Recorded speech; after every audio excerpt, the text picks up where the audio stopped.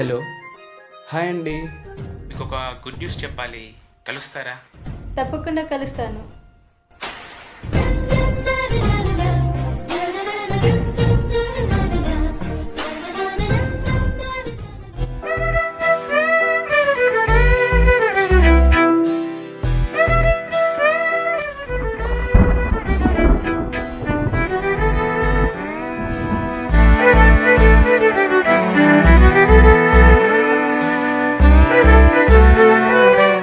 ఏదో చెప్తాను రమ్మని పిలిచావు, గుడ్ న్యూస్ అన్నావు, ఏంటది? అను, అదేంటంటే నాకు జాబ్ వచ్చిందను. జాబ్ వచ్చిందా? ఓ, కంగ్రాచులేషన్స్. థ్యాంక్ యూ అను. మొత్తానికి నువ్వు అనుకున్నది సాధించావు. ఇక నుంచి నువ్వు హ్యాపీగా ఉండాలని మనస్ఫూర్తిగా కోరుకుంటున్నాను.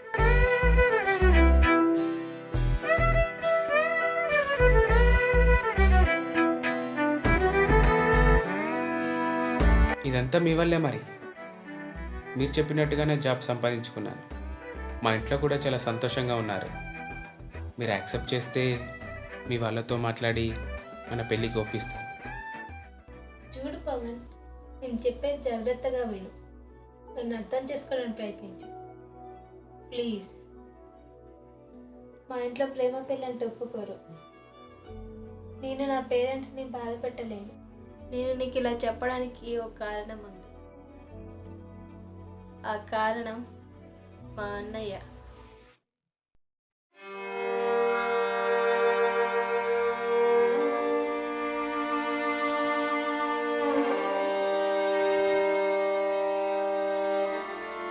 మా అన్నయ్య అంటే ఇంట్లో అందరికీ కానీ పెళ్ళిన కొడుకు ఇంట్లో పనులు అలాగే నా పెళ్లి బాధ్యతలు తీసుకుంటాడని మా అమ్మ నాన్నలు ఎదురు చూస్తున్నారు.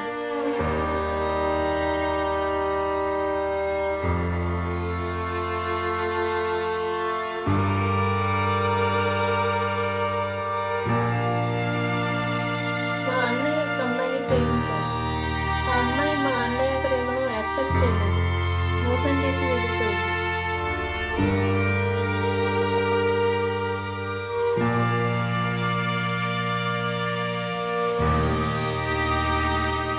ఆ బాధతో మా అన్నయ్య ఆలోచనలో ఏమీ ఆలోచించకుండా సూసైడ్ చేసుకుని చనిపోయాడు.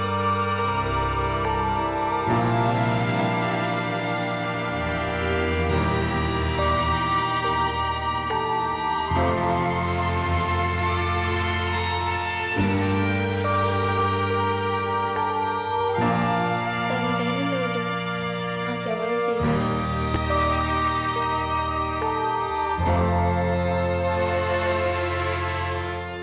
నాకు తెలుసు నీలో ఆశలు పెంచానని. నిజం తెలిసాక నువ్వు బాధపడతావని కూడా తెలుసు. కానీ బాధ కంటే ప్రాణం విలువైంది. కానీ నీకు ఇప్పుడు మంచి జాబ్ వచ్చింది. నీ ఫ్యామిలీ ఎంతో హ్యాపీగా ఉంది. నీ ఫ్యామిలీకి నువ్వు ఇప్పుడు అండగా ఉండాలి.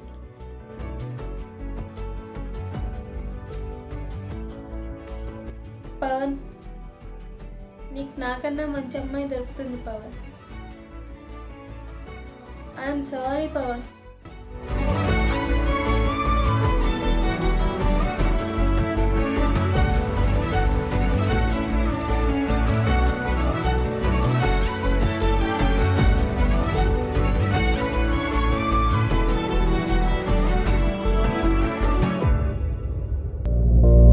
నువ్విక రావని తెలుసు, నేను నిన్ను మరువనని తెలుసు.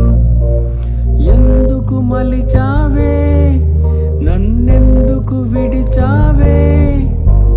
నువ్వు తప్ప నాకెవ్వరు వద్దని, నువ్వే నా జీవితమని, నీతోనే నా పయనమని అనుకున్నానే. వెలివేస్తోంది దూరమే, వెళ్ళిపోతోంది నా ప్రాణమే. ఒంటరి వాడిగా చేసి నన్ను వదిలేలుతున్నావే. నీపై ఉన్న నా ఈ ప్రేమ ఎందుకు కాదంటున్నావో ఏమో, నాకే అర్థం కాక నలిగిపోతున్నానే.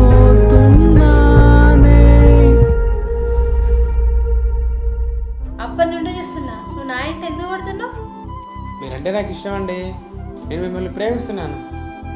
నువ్వు ముందు లైఫ్లో సెట్ అవ్వు, ఆ తర్వాత వచ్చి నన్ను కలుగు, అప్పుడు చూస్తా. సర్లే అండి, నేను మిమ్మల్ని అప్పుడే కలుస్తాను.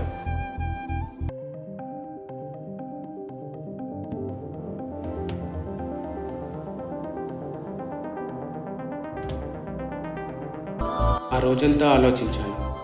అప్పటి వరకు అను కేవలం నాకు ఒక ప్రేమికురాలు, కానీ ఇప్పటి నుండి నాకు తను దేవత.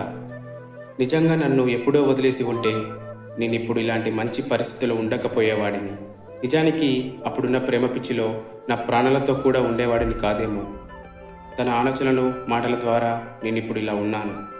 నాకు బాధ్యతలు కూడా తెలిసొచ్చాయి. నన్ను ఒక మంచి మనిషిలా మార్చింది అను అని నా మనసుకు నేను సమాధానాన్ని పరుచుకున్నాను. నా చెల్లి పెళ్లి చేసి మా నాన్న మొహంలో చిరునవ్వును చూశాను. మా అమ్మ తనకు నచ్చిన కోడల కోసం ఇంకా వెతుకుతూనే ఉంది. ఆడవాళ్ళు మీకు జోహార్లు. ఒక మొగాడి విజయం వెనక తప్పకుండా ఒక ఆడది ఉంటుంది. ఈ కాలంలో చాలామంది యువత తమ ప్రేమను కోల్పోయామని తమను తాము కోల్పోయి కన్నవాళ్లకు శిక్ష విధిస్తున్నారు. ఇది ఎంతవరకు సరైనదో ఒకసారి ఆలోచించండి. తల్లిదండ్రులు మీ మీద పెట్టుకున్న నమ్మకాన్ని నిలబెట్టండి.